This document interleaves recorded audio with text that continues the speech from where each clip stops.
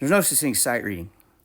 And back in the mid-90s, I was teaching at a local high school. They were about to go on a band trip. The band director announced to the kids from the podium that on this trip, that they better be sure to be back in their room by curfew, because the directors and monitors would be placing a piece of tape across the door in the door frame. If anybody left their room, that tape would come off. No way to get that tape back on from the inside, and you're going to get caught. We're going to send you home. We already have plane tickets.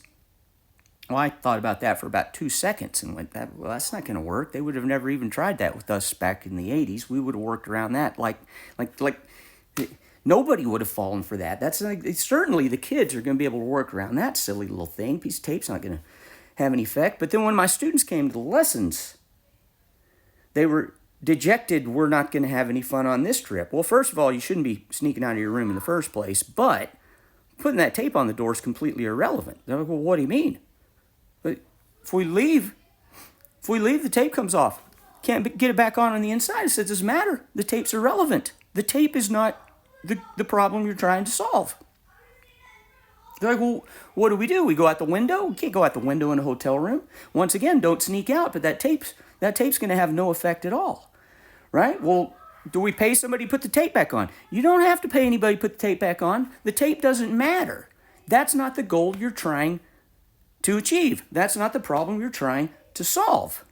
What problem do you think you're trying to solve? Well, how do we get the tape back on the door once we're back in the room? That's what they think. Well, that's impossible. Well, then we're going to get caught if we leave. No, you won't. It doesn't matter. You're trying to... This is another example of students failing because they're focused on the wrong goal, trying to solve the wrong problem. The goal is not to get the tape back on the door. The goal is to get out of the room and back in without anyone knowing. And they're like, well, right, but if we go out, the tape comes off, come back in, can't get back on. Once again, focused on the wrong thing.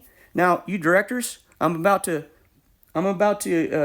give a big spoiler here for anybody that hadn't figured this out yet, but you guys should be confident that if your students aren't, if they can't figure this out on their own, they're going to get caught anyway, so it's not going to really matter. And so, for those of you who hadn't figured it out yet, you just take the tape off the other people's door. My name's Mark Dooley. I've been a private music teacher for 36 years, focused on practical theory and music literacy. If you'd like to hear more, follow me. If you'd like lessons, contact me. If you can learn how to read words, you can learn how to read music.